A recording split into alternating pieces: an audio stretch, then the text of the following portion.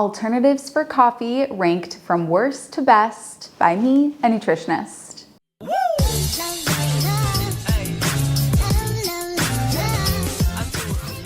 If you're new here, hey, I'm Healthy Emmie. I'm a nutritionist, a weight loss specialist, and the creator of Slim, the platform that shows you exactly what to eat, how to exercise, journal topics, meditations, everything you could possibly need to achieve and maintain your ideal weight on a plant-based diet.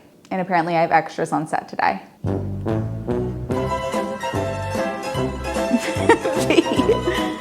V. So why avoid coffee? Well, actually, contrary to popular belief, I don't think that coffee is the worst thing in the world. I'm not a stickler about it. I personally don't drink coffee. I never got into coffee. I'm a tea drinker. I drink herbal tea, but I know that coffee is something that is very near and dear to many people. And for most people, it doesn't pose an issue, but there are scenarios where it is problematic. Here are the scenarios where, as a nutritionist, I ask a client to evaluate their relationship with coffee and if it's harming them more than it's helping. Scenario number one is when a client has high cholesterol. If you have high cholesterol, the diterpenes in coffee, which are the natural oils found in coffee, will increase cholesterol levels, even if you're using decaf. So if you have high cholesterol, coffee is not your friend. Scenario two, where I will ask a client to evaluate and be honest with themselves about their relationship with coffee, is if they are using and abusing coffee to suppress their hunger cues. In this situation, it's not a free ride. You are not going to end up eating less. You're actually likely going to end up eating more, because when you use coffee and caffeine to suppress your appetite, it comes back with a vengeance once the caffeine inevitably wears off. And in those situations, I see clients eating way more than their body needs because they're playing themselves by drinking coffee earlier in the day, suppressing their appetite, and then their body plays catch up with them. And at the end of the day, they cannot keep their hands out of the cookie jar. Scenario three is if a client finds themselves in a binge restrict cycle, coffee is not going to be a friend here, because if you are in a binge restrict cycle, it means that you are not listening to your hunger fullness cues. And what does caffeine do? It masks your hunger fullness cues. So it is adding fuel to the fire. So if a client is stuck in a binge restrict cycle, I will ask them to perhaps take a break from caffeine so that we can get you back in tune with your hunger fullness cues. Make sure that your adrenals aren't pumping out adrenaline that is causing you to ride a high all day long and really not be able to tune in to your body and what its true needs are. If you're caught in a binge restrict cycle, you're going to want to take a break from the caffeine and coffee. And the last scenario where I will ask a client to perhaps break up with coffee or go on a break is if the client has IBS. Because coffee is acidic, it can irritate the lining of the stomach and the GI tract. And if you already have irritation and irritable bowel, then you're not going to want to add fuel to that fire. So starting with the worst and then making our way up to the best alternative to coffee. The worst alternative is going to be to just choose decaf coffee, because here's the reality. Decaf coffee still has caffeine, it still has the diterpenes, it's still acidic, it has everything else that the coffee has, just in smaller amounts for the caffeine. So what people will do is they'll say, oh, I'm going to have decaf, there isn't any caffeine in it, and they have 5, 6, 7 cups a day. And before you know it, you've had so many decaf coffees that you've had the same amount of caffeine that you would have if you were having regular coffee, and 7 times the acid, 7 times the diterpenes. So yes, decaf coffee still does have caffeine in it. It has significantly less, but if you're drinking tons and tons, it's gonna add up. Next on my list are the coffee alternatives that still have coffee in them, or they have sugar or oil or other unnecessary additives within them. An example of this would be the Four Sigmatic coffee, the mushroom coffee. Now, I am not saying that Four Sigmatic claims to be a coffee alternative, because on their website, they clearly state, we are not a coffee alternative. But many people don't do enough research. All they see is mushroom coffee. They see lower caffeine. They see all the benefits of the mushrooms, and they think, oh, this is a great replacement for my morning coffee. It still has coffee in it. So be aware, and I'll talk about this a little bit later, when you are purchasing these drinks, to look at the ingredients, look at the nutrition facts, look at the FAQs, actually know what is in these products, because I mean, the good news about these companies is that they're very transparent about what's in there. They'll list out every ingredient. They'll tell you how much caffeine is in it. Just like I said, Four Sigmatic clearly states this is not a coffee alternative. This has coffee in it, but it is on the responsibility of the consumer to actually do the research and see. And this is an example of a company that this is not a coffee alternative, but many people think that it is. Another one that falls into this category of the coffee replacements that really aren't great examples are the Clever brands. They have erythritol, which is a sugar alcohol, which will actually, that in and of itself can be more disruptive to the gut than the coffee is. Sugar alcohols wreak havoc on our gut microbiome. So if you're swapping out the acidity of the coffee for these sugar alcohols, you're probably not going to get much relief. Not to mention, they can really mess with your hunger fullness cues. Studies show that they can actually increase your appetite, these 0-calorie sugars, these fake sugars, so not a great option. I also stumbled upon these Joey brands, and again, this is no hate on these companies because they're not doing anything shady. It's on the fact that many consumers don't think to look, oh, what are the ingredients? What are the nutrition facts? How much caffeine actually is in here? And with these Joey brands, it states, here's how much caffeine is in here. Yeah, it's less than coffee, but there's still caffeine because a lot of them are either using coffee in smaller amounts or they're using teas that do have caffeine in them. So just look on the website, look at the ingredients, look at the nutrition facts. Do you know what is in there? And when I get to the brands that I really do love, I'll tell you what you should look for and what the ingredients should be. Another example of one that is really close to being good, but it still has a good amount of caffeine in it, is the original blend of the mud water. Now, there are a couple of flavors within the mud water that I really do like, and I give 2 thumbs up to, and I'll talk about those in a little bit. But the original mud water is going to be an example of a blend that still does have caffeine in it and isn't one that is going to give you the same results that you're looking for if you want to get off coffee and get off caffeine and really regulate your sleep and regulate your hunger fullness cues. So the original brand of mud water isn't one that I would recommend. However, there are flavors within the mud water that I would recommend, which is going to bring us into our next category, which are the unsweetened versions of these coffee replacements that actually are coffee replacements. So like I was talking about earlier with that Four Sigmatic, the original one that most people get still has coffee in it. It just has less, and then they've added mushrooms to it.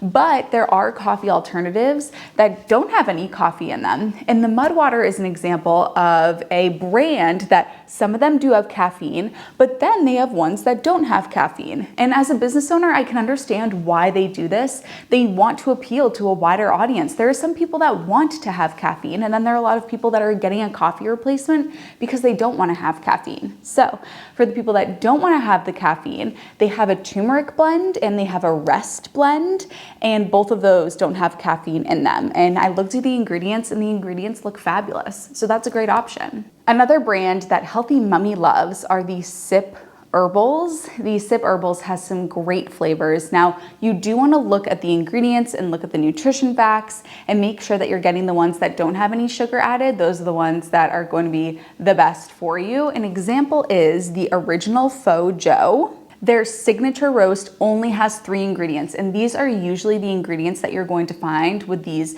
coffee replacements that are herbal teas that have that coffee taste. The ingredients are chicory root, carob, and dandelion root. So these are usually the ingredients that you will find when you are using one of these coffee replacements.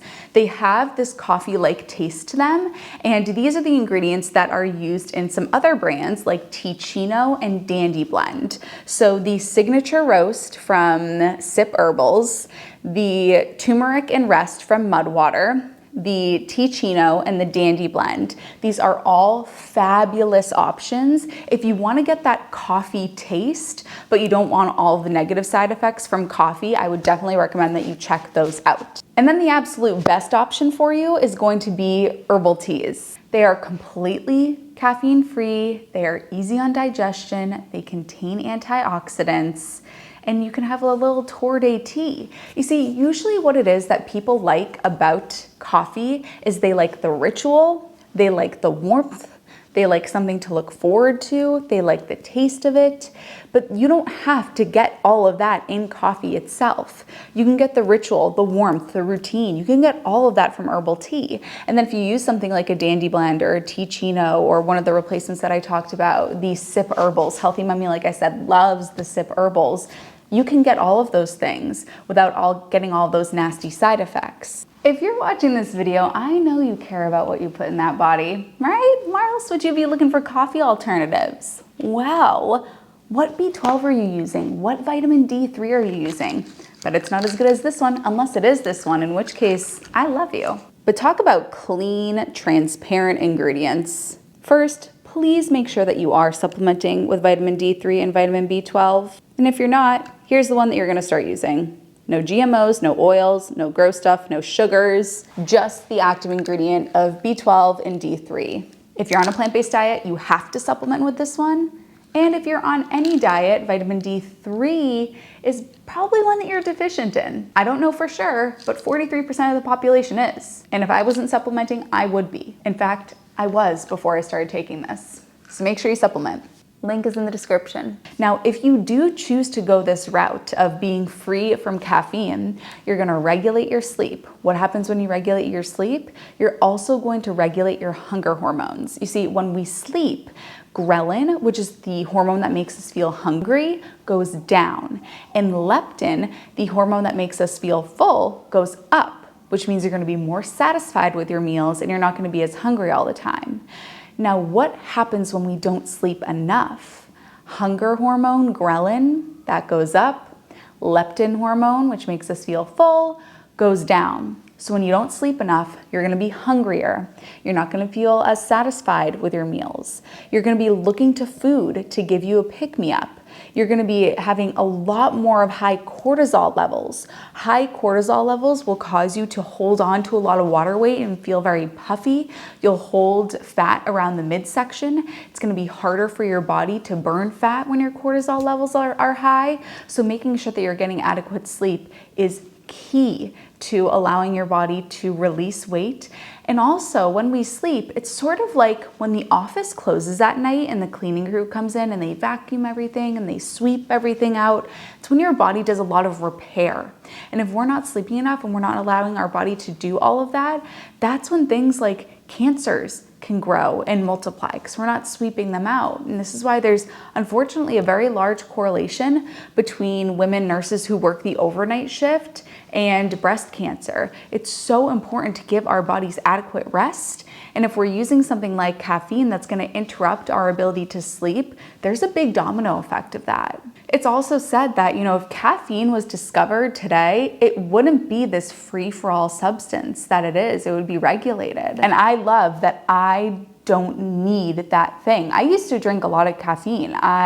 This is a funny story. So when I was little, I didn't like to drink milk. I was tough with, I just didn't want to drink it. And our parents, of course, thought that we had to. So in order to get me to drink milk, my mom would make me, she called it tea juice, which was tea and milk. And so I got hooked on tea from a young age, and I've just drank tea my whole life. I've never been a coffee drinker, but it was black tea. It was caffeinated tea. And through college, all through high school, I always had a tea with me every morning. Through college, always had a tea with me. Teaching, I had tea with me, and I've been off caffeine for a long time. The only time I would ever have caffeine was when I had green tea, but I never have caffeine anymore. I cannot recall. Actually, I can recall the last time I had caffeine. I never drink it. I had a black tea in like 2021, and I woke up at 3 o'clock in the morning and I couldn't fall back asleep. I don't touch the stuff. So that was my first tea in probably the last decade that had caffeine in it. So yeah, I'm off that stuff. So you are probably going to, on the internet and in your shopping, find a lot of other tea alternatives. So what are you going to do? Coffee alternatives, rather. So what are you going to do if you find one that I didn't talk about in this video? How are you going to see, is this one that I should have, or is it one that I should hold off on? I'm going to tell you. So first, what you want to do is look to see if it has caffeine in it. On most websites, it will state caffeine-free, or it will state this many mg caffeine. Look to see, is there caffeine? And if there's caffeine, do you want to have caffeine in it? I personally always go caffeine-free. First thing, easy. Next, look at the ingredients. What are the ingredients? Are you seeing things like erythritol or stevia or Splenda or a monk fruit sweetener? These are all those 0-calorie sweeteners that you want to be very careful with if you have issues with the gut. Next, is sugar stated as an ingredient? If sugar is an ingredient, I wouldn't recommend it. Is milk stated as an ingredient? Sometimes it is. Now here's the really sneaky ingredient: coconut milk powder or coconut milk. For my friends with high cholesterol, you're getting rid of the coffee because of how it affects your cholesterol. But also, if you're having coconut milk, that's gonna increase your cholesterol because it's a saturated fat. And saturated fats increase our bad cholesterol, not our good cholesterol. Whereas those healthy fats can help with regulating both the bad and the good. The LDL, the one that we want to stay low, LDL, this is how I remember it. LDL is our bad cholesterol, and the L means that we want to keep it low. It's going to increase that one. So you've looked at all the ingredients. Now look at the nutrition facts, because some of these pack a good amount of calories. Let's say that there's, 20 calories in one of these. You'll think that's nothing. It's 20 calories, which is true. 20 calories is not a big deal. But if you have 5 or 6 of those a day, you're drinking a lot of calories during your day. And if you have 5 a day, every day of the week, okay, well, that's 100 calories. That's an extra 700 calories that you're consuming every week. That's an extra 3,000 calories that you're consuming almost every month. So something to consider there. But if you look at the ingredients and the only things that you see are dandelion root, chicory root, carob, you're probably good to go. If you liked this video, you're gonna love the next one that pops up on the screen. It is 5 metabolism boosting foods that I eat every day. I love you, honeys, and I'll see you in my next video.